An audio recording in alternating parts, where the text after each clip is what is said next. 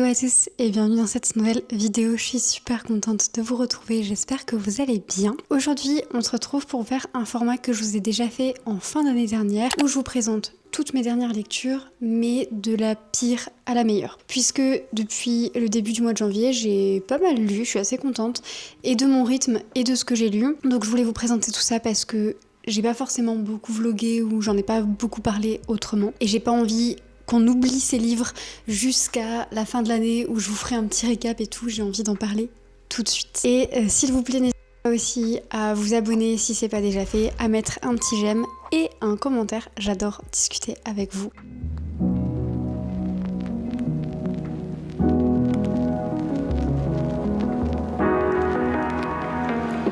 J'ai 9 livres à vous présenter je crois, donc on va essayer d'y aller assez rapidement sur chaque livre. Donc munissez-vous d'une petite boisson, d'un snack, n'importe quoi. Détendez-vous, posez-vous, c'est le moment où on se pose, où on prend du temps pour soi. Je suis assez contente parce que j'ai pas beaucoup de mauvaises lectures.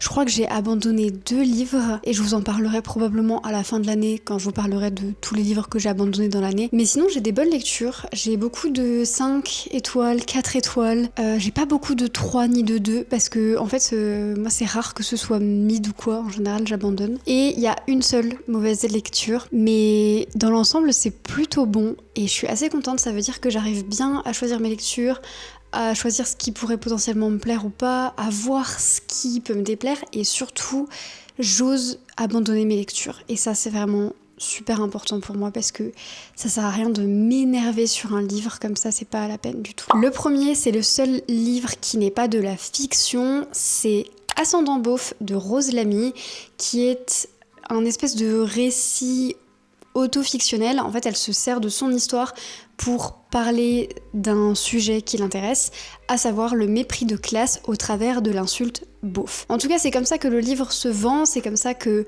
on me l'a vendu, c'est ce que j'attendais finalement. J'ai été assez déçue.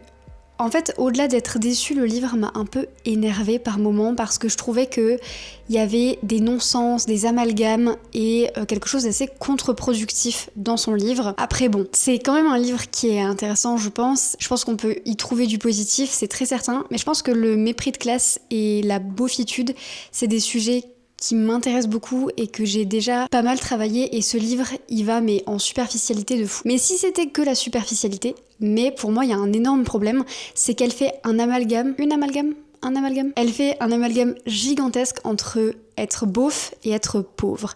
Et pour moi, c'est deux choses différentes. Tu peux être beauf mais ne pas vivre dans la précarité absolue, sans être riche, hein, on est bien d'accord. Et tu peux être beauf et être pauvre, et tu peux être pauvre et ne pas être beauf. Mais elle fait cet amalgame gigantesque et à chaque fois qu'elle veut parler de précarité, en fait, elle ne dit jamais le mot pauvre, elle dit le mot beauf. Et elle dit toujours le mot les beaufs ceci, les beaufs travaillent plus que les riches, les beaufs meurent plus tôt, les beaufs... Et en plus, elle balance plein de choses comme ça sans forcément creuser la question de pourquoi les beaufs meurent avant les cadres supérieurs. Parce que oui, il y a vraiment quelque chose à travailler sur la mortalité et sur la moyenne qui diffère dans la mortalité entre voilà, l'écart de salaire et elle ne creuse pas. À un moment donné, pareil, elle parle des prénoms, du fait que chez les beaufs, il y a beaucoup de prénoms un peu américanisés, Steven, Kimberly, etc. Et pas dans les classes supérieures. Alors déjà, c'est vrai, mais j'ai des contre-exemples et je pense que ça aurait été intéressant d'un peu étudier les deux et aussi de creuser la sociologie des prénoms, c'est super intéressant. Mais non, elle pose juste ça là, genre les beaufs c'est Kimberly, Jason et Steven et basta. Et aussi, elle fait une distinction énorme. Pour elle, il y a deux choses. Il y a le beauf d'extrême droite du fin fond de sa campagne, qui n'est pas très diplômé, et on a le bobo gaucho diplômé qui vit dans la grande ville. Et en fait ça me pose problème parce que ça dit qu'il n'y a rien d'autre autour. Alors que moi je connais des beaufs qui vivent en ville, je connais des beaufs qui sont diplômés, qui ont eu des métiers qui gagnaient plutôt bien et qui sont quand même beaufs. Je connais des gens diplômés qui vivent à la campagne, je connais des gens de droite en ville, des gens de gauche à la campagne. Enfin, elle tire des conclusions, elle fait des généralités, c'est hyper dommage et je comprends que parfois en sociologie, il faut étudier un petit peu le groupe commun, le dénominateur commun pour essayer d'en tirer une conclusion. Mais là, elle, c'est vraiment pas de la socio, c'est genre j'ai vu ça et je dis ça et je trouve ça un tout petit peu dommage. Comme elle fait beaucoup une amalgame entre pauvre, beauf, etc., je trouve qu'il y a aussi d'autres trucs qui vont pas trop, où elle a aussi un peu tendance à dire que par exemple beauf, c'est Aimé Joe Dassin. et basta. Et du coup, elle, en soirée étudiante, elle avait un peu honte de dire qu'elle aimait Jodassin. Le mépris de classe et le mépris des goûts et des chansons, pareil, c'est un vrai truc. Et j'aurais adoré avoir un vrai chapitre où elle pousse à fond la réflexion sur pourquoi il y a certaines chansons qui sont mieux vues que d'autres, quelles sont les chansons qui sont mieux vues que d'autres, et pourquoi, c'est quoi la différence entre ces chansons? Non, c'est juste elle aime Jodassin et on se foutait de sa gueule. Donc un peu tristoun aussi de ça. À la fin, elle nous dit que finalement, beauf, ça n'existe pas. Et ensuite, elle nous dit qu'elle est fière d'être beauf. Et donc, déjà, je suis en mode, bon, t'es fière d'être quelque chose qui n'existe pas? Enfin, c'est un non-sens absolu, mais ok. Et en plus, je sais pas, dites-moi ce que vous en pensez, parce que là-dessus, je pense que je suis pas sûre de ce que je vais dire là maintenant. Tout ce que j'ai dit avant, je suis très convaincue, je suis sûre de moi, et voilà. Ce que je vais dire maintenant, un peu moins. Pour moi, beauf, ça existe quand même, et c'est vrai qu'il y a un mépris de classe. Ça, c'est vrai de fou. Mais je pense que ça aurait été intéressant d'étudier vraiment ce que c'est qu'un beauf, parce qu'elle nous a dit d'où ça venait, genre oh là là, c'est tel illustrateur qui a dessiné un beauf pour la première fois et tout. Ensuite, qu'est-ce que c'est? Comment ça s'est implanté? Qu'est-ce que ça dit de nous d'être traité de beauf? Et qu'est-ce que ça dit de nous d'insulter quelqu'un de beauf? Qu'est-ce que c'est la beaufrie au lieu de juste j'aime Jodassin? Oui, il y a un mépris de classe, mais je pense qu'il aurait quand même fallu dire pourquoi ça existe, qui ça englobe, qu'est-ce que ça veut dire, pourquoi c'est devenu négatif de dire ah le vieux beauf et tout. Enfin voilà, je pense qu'il y aurait eu beaucoup de conclusions intéressantes à en tirer. C'est un bon livre pour quelqu'un qui se lance dans le sujet pour une première ou qui est un peu intéressé ou quoi. Ça peut être une bonne porte d'entrée. Donc si jamais vous avez des livres à me recommander, le truc c'est que je suis toujours hyper intimidée et je me dis toujours je vais être trop bête, je vais pas comprendre. Et donc à chaque fois je prends que les livres un peu superficiels, enfin quand je dis superficiels c'est genre ceux qui étudient le truc en superficie, en surface. Je prends que les espèces de gros best-sellers qu'on voit passer partout parce que du coup ils sont plus accessibles pour tout le monde et ils sont plus mis en avant. Et après je me retrouve à me dire bon ben je savais déjà tout ça finalement. Donc il faut que j'apprenne à aller un tout petit peu plus loin pour trouver le livre d'après. Voilà, c'est pas toujours évident. On passe au deuxième livre. J'aurais pu vous parler de Ascendant Beauf pendant très longtemps, mais j'ai essayé de me canaliser et je pense que je m'en suis pas trop mal sortie. Le deuxième livre, je sais pas si vous en avez entendu parler parce qu'il a pas été traduit, mais pas de panique, c'est pas grave du tout, vous êtes pas obligé de le lire. Là on passe à du 4 étoiles. Pourquoi je vous dis que c'est pas très grave si vous le lisez pas? C'est pas la lecture du siècle. Je vais m'expliquer, en fait je suis très mitigée sur ce livre. Pour vous donner un peu de contexte, c'est la lecture que je viens juste de terminer, donc je pense que ça a pas bien digéré encore dans mon cerveau et tout, je suis un petit peu en mode est-ce que j'ai aimé, est-ce que j'ai pas aimé, je ne sais pas. Il est en anglais, c'est de la science-fiction, un peu genre apocalypse, post-apocalyptique. Bon, on est en plein dans l'apocalypse en vrai. Pandémie. Enfin, est-ce que c'est vraiment une pandémie ou une épidémie? Parce que ça touche que... D'ailleurs, ils disent American Rapture, mais Bad Bunny nous a appris quelque chose, ou nous l'a rappelé pour ceux qui le savaient déjà.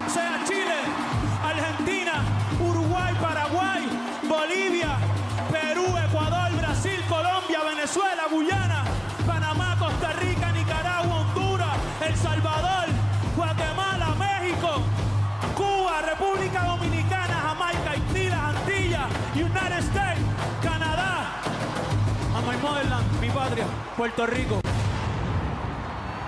Seguimos aquí.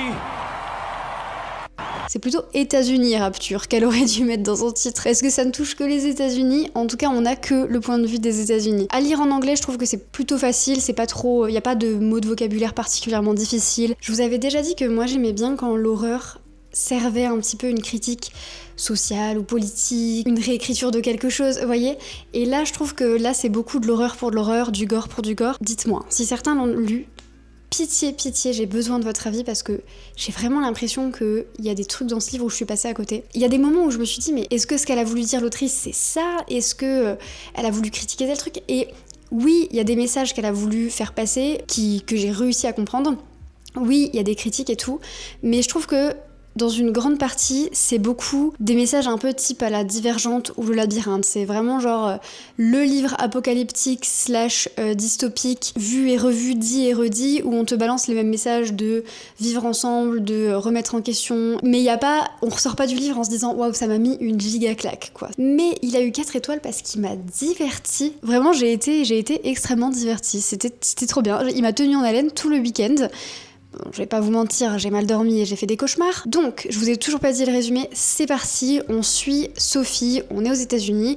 Sophie, elle a 16 ans et elle vit dans une famille extrêmement religieuse et voire carrément stricte, restrictive. Elle a assez peu de droits et notamment, elle a pas le droit de regarder les infos, de connaître ce qui se passe en dehors de sa paroisse, en dehors de son environnement à elle, et elle apprend que petit à petit il y a une espèce de grippe qui se répand aux États-Unis. Elle l'apprend un peu par-ci par-là parce qu'elle arrive à voir certains trucs, certains articles dans le journal que lit son père, parce qu'elle entend des gens en parler à l'école, mais pas plus que ça. Sauf que cette grippe commence à muter et l'une des nouvelles formes de cette grippe qui est de 1 mortelle, de 2 extrêmement contagieuse et de 3 extrêmement bizarre, voire grotesque, c'est la suivante, c'est que les gens contaminés sont pris d'une espèce d'agressivité féroce et sexuelle. C'est là que je vous dis attention aux triggers parce que du coup ça va mener à beaucoup de scènes d'agression, de rapports non consentis, de gore, d'horrifique dans cette vibe-là. Et c'est ça aussi qui a fait que je savais pas trop quoi penser de ce livre parce que je me suis dit ça fait quand même très série B quoi. Vraiment, ça fait très parodique, grotesque. J'arrivais pas trop à savoir où on allait avec ça. Je me suis dit, est-ce que c'est une critique de quelque chose dans la société? J'arrivais pas à comprendre. Mais en tout cas, c'était un livre apocalyptique, ma foi, très très divertissant. Sophie, elle est quand même attachante à suivre. Et il y a plein de moments où on est vraiment genre au bord de notre siège en mode, que va-t-il se passer? Mais voilà, il y a quand même... C'est pas le livre du siècle, c'est assez cliché. Au final... livre plutôt chouette et divertissant, mais voilà. En fait, je ne sais pas trop quoi en penser. Je suis un peu... Je ne sais pas. Ensuite, j'ai lu une bande dessinée que j'ai empruntée à la médiathèque et j'ai très honte parce que je me souviens plus du nom de l'autrice, illustratrice. Il s'agit de Tout ce qu'il reste de nous de Rosemary Valère O'Donnell. Rosemary Valère O'Donnell. Oh yeah. C'est une bande dessinée que j'avais pas mal vu passer à un moment donné... sur les réseaux, etc. Et notamment sur un site qui s'appelait, ou qui s'appelle toujours, je sais pas s'il existe toujours, Fantastic Queer, qui référençait les livres SFFF queer. Et du coup, il y avait cette BD là à un moment donné. Donc là, quand je l'ai vue à la médiathèque, je l'ai pris tout de suite. C'est sous forme de 3 petites nouvelles. Moi, les nouvelles, c'est pas forcément un format qui me plaît beaucoup, me touche beaucoup de base. C'était vraiment super sympa. Il y a les 2 premières histoires, c'est beaucoup plus dans un univers science-fiction futuriste. Et le 3e, c'est plus presque de la fantasy. On est sur une île. Il y a quelque chose de très doux et une ambiance très Ghibli. Et au final, dans les 3, il y a quelque chose de très onirique, nostalgique, mélancolique. Les dessins sont magnifiques. J'ai adoré. C'est très poétique, autant dans le message que dans la manière dont c'est dessiné.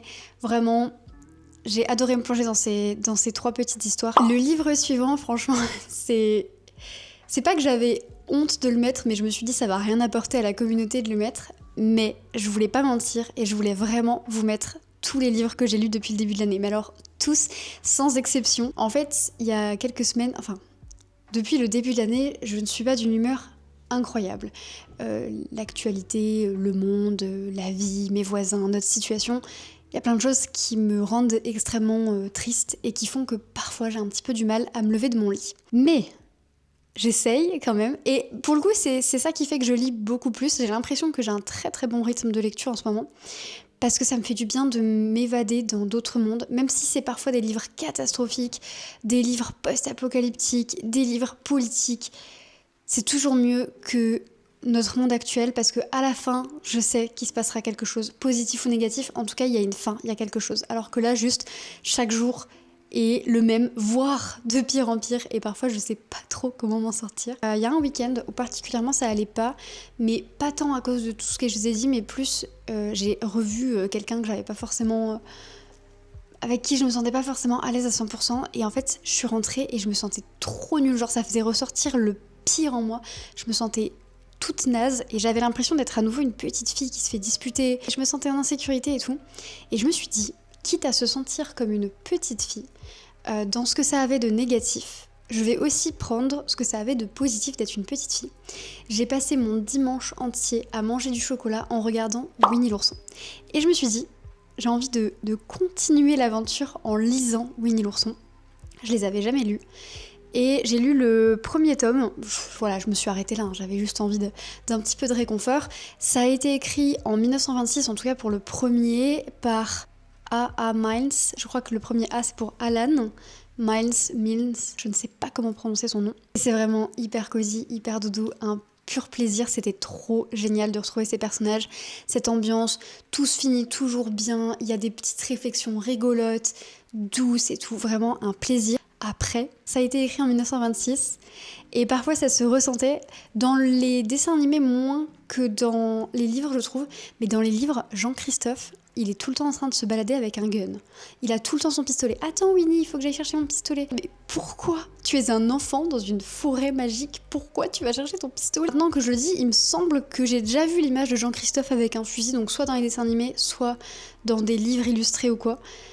Mais c'est des enfants avec des peluches, pourquoi? Et évidemment, on notera aussi le fait qu'il y a une seule meuf dans l'histoire et c'est la daronne de la bande. Bon, on soupire. Mais c'était le truc doudou que je regardais quand j'étais petite, ça m'a fait du bien, vraiment ça m'a soignée intérieurement, j'étais en mode ok, mon enfant intérieur est ok, tout va bien, on peut repartir sur de bonnes bases. N'hésitez pas à me dire, vous, c'est quoi le truc que vous regardez quand ça va pas trop, le moral, la santé ou quoi? Qu'est-ce que vous mettez à la télé? Qu'est-ce que vous lisez? C'est quoi vos trucs doudou? En général, c'est beaucoup les choses qu'on regardait quand on était jeune, j'ai l'impression. Et moi, il y a plusieurs trucs. Soit c'est Il était une fois Noël avec Mickey, là. Vraiment, ça a été mon go-to, mais pendant super longtemps. Maintenant, j'aime un peu moins Noël, du coup, je pense que c'est moins ça. James et la pêche géante aussi. Mon film absolu quand j'étais malade, pas bien ou quoi. Trop bien. Et sinon, il y a beaucoup aussi les trucs que je regardais quand j'étais ado, type Hannah Montana, High School Musical et tout. Vraiment, Hannah Montana, pour me remettre d'attaque, il n'y a rien de tel. Donc si vous avez des petites suggestions ou des petites anecdotes aussi, ou ce que vous regardiez, n'hésitez pas, ça me ferait plaisir. En tout cas, les Winnie l'ourson, je les ai lus en anglais, et c'était sympa. Après, dans le premier, il n'y a pas Tigrou, donc j'étais un peu en mode... c'est arnaque. Autre livre en anglais que j'ai lu, et celui-ci n'a pas été traduit, et je sais pas si ça va arriver, mais si c'est pas le cas, c'est une honte ultime de l'édition française.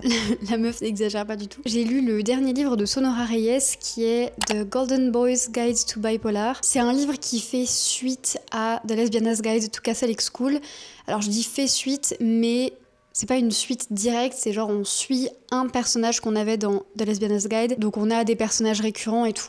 Donc je pense que c'est mieux d'avoir lu The Lesbianas Guide avant de lire celui-ci, mais concrètement l'un peut se lire sans l'autre, j'ai l'impression. Sonora Reyes écrit vraiment de manière hyper touchante. Ces personnages sont super bien construits, ni tout noir ni tout blanc. Ils évoluent, ils ont des vraies remises en question. Il y a des problématiques hyper importantes qui sont attaquées dans ces livres et en même temps, il y a plein de moments hyper doux, hyper joyeux. On n'est pas juste en train de chialer tout le temps, c'est quand même hyper doudou. Donc ouais, franchement c'est des livres que j'aime beaucoup. Celui-ci, je l'ai moins aimé que The Lesbianas Guide. Après, je vous ai saoulé avec The Lesbianas Guide l'année dernière. Il a mis la barre quand même très très très haut. Celui-là était cool aussi, en fait le truc c'est qu'on suit un autre personnage et un personnage que, c'est pas que je l'aime moins, mais sa problématique c'est pas me toucher moins. C'est un personnage qui est, comme le titre indique, bipolaire. En tout cas, il ne l'apprend pas tout de suite, il le sait pas tout de suite. Mais du coup, nous, lecteur, on le sait, notamment grâce au titre, quoi. Il y a plein de moments où il a des prises de décision un peu catastrophiques, où il a des accès de colère, de paranoïa et tout, parce que l'autrice, elle essaye vraiment de nous montrer les différentes phases, les différents symptômes, je sais pas si on peut dire symptômes, les différentes manières dont peut s'exprimer le trouble bipolaire dont il souffre. Je crois qu'il y a deux types, je m'y connais pas du tout, je veux pas faire la meuf qui s'y connaît. Vraiment, j'ai vraiment adoré et je trouve que les personnages sont tous hyper choupis. Moi, je vais vous avouer, j'ai un coup de cœur pour la sœur Yami, qui est la personnage principale de Lesbianas Guide. Donc à chaque fois qu'elle était là, j'étais en mode yes, Yami, mais je voulais la voir elle en fait. Et c'était quand même super chouette. Drôle, c'est émouvant. Vraiment, c'est quand même des livres young adults que je recommande beaucoup. Celui-ci ne fait pas exception, même si il m'a un petit peu moins plu. Je pense que je m'en souviendrai un petit peu moins que le précédent. Ensuite, j'ai relu Je serai le feu de Digli, que j'ai oublié de sortir d'ailleurs, mais je l'ai en physique. Je vais aller très vite dessus, hein. C'est une collection de poèmes écrits par des femmes qu'a recueilli Digli. Elle a fait des petites biographies, des illustrations. Elle a mis certains poèmes qu'elle aimait particulièrement. C'est super chouette, c'est vraiment une entrée incroyable dans l'œuvre de chacune de ces femmes. Ça m'a donné envie d'ajouter plein de livres à ma wishlist, ce que j'ai fait. Vraiment, coup de cœur, j'étais trop contente de le relire, ça m'a mis trop en joie pour mon début d'année. Incroyable lecture. Après, il est sorti il y a un moment, donc si vous l'avez pas encore lu, c'est peut-être que vous en avez pas envie. Moi, j'arrive après la hype, mais franchement, let's go. On arrive dans les 3 derniers livres de ce classement du pire au meilleur. Là, on était beaucoup dans des 4 étoiles. Avec Je serai le feu, on était passé sur du 5 étoiles, mais c'est vrai que c'est un peu difficile de dire Je serai le feu, c'est du 5 étoiles, parce que c'est pas vraiment un roman, c'est pas... En 3e position de ce classement, on retrouve Le voleur de Megan Wallen Turner, qui est le premier tome du Voleur de la Reine, chez Monsieur Toussaint Louverture. Regardez cette couverture absolument incroyable, elle est trop belle. Je pensais pas que j'aimerais autant ce livre. En fait, quand j'ai entendu le résumé pour la première fois sur la chaîne de Paper Palace, je savais que ça me plairait et je l'ai lu en livre audio et c'était trop génial. Je pense que le fait de le lire en livre audio, ça a aidé ma lecture, ça a aidé mon appréciation de ce livre parce qu'il y avait quelque chose où j'avais l'impression de marcher avec eux, d'écouter les histoires. Il y a quelque chose de très oral aussi dans ce livre puisque on a pas mal de contes et de mythes qui nous sont racontés par des personnages, donc c'était agréable de les entendre. Et le seul reproche peut-être que je peux faire, c'est que ça manque clairement de personnages féminins. Et je sais que des fois je casse un peu les pieds avec ça, mais il y a des livres entiers, tu peux les faire, il y a qu'un personnage féminin, ça va être la reine ou la daronne ou la prostituée. Genre. Pitié, on peut aussi être un personnage lambda, on peut être le tavernier ou la tavernière, on peut être le soldat ou la soldate, enfin c'est fou, genre vraiment c'est fou. Je sais pas si c'est un ship qui existe vraiment ou pas, mais dans ma tête j'ai fait un ship entre 2 mecs dans ce livre-là. Et en fait, une fois que je m'étais mis l'idée en tête et que je m'étais dit, eux, ils sont amoureux, c'est sûr,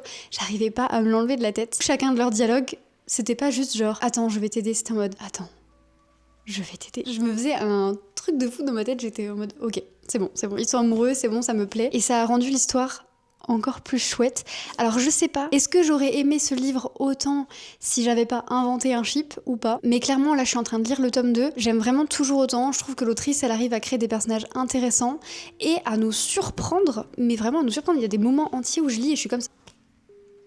Donc vraiment chouette, belle découverte, je suis contente, j'ai hâte de voir la suite, de lire la suite. Et le livre suivant, je vous en ai parlé il y a pas longtemps dans un vlog, donc concrètement vous devez savoir c'est lequel. Gideon la 9e, parce que oui, j'ai enfin lu Gideon la 9e de Tamsyn Muir. Non mais depuis le temps que je dois lire ce livre, depuis le temps que vous me dites que ça va me plaire, depuis le temps que j'en entends parler partout, il était plus que l'heure que je m'y mette aussi. Et franchement, je vous en ai parlé en long, en large et en travers. Non, c'est même pas vrai. J'en ai parlé assez rapidement en vrai dans mon dernier vlog que je vous mets juste ici ou mon avant-dernier vlog, je ne sais plus, mais voilà. Donc n'hésitez pas à aller le voir. Mais franchement, j'ai adoré. J'ai adoré. Je suis obsesse par l'histoire et en soi c'est même pas tant. Je pensais que j'allais adorer l'univers aussi, le côté genre la magie autour de la mort des squelettes, la nécromancie, tout ça. Je pensais que c'est ça qui allait plus me plaire, mais en fait non, c'est les personnages. Mais les personnages sont trop bien faits. J'ai vu pas mal de comparaisons entre Arcane et Gideon la 9e. J'ai entendu genre je pense 3 personnes peut-être en parler depuis que je l'ai lu. Et oui,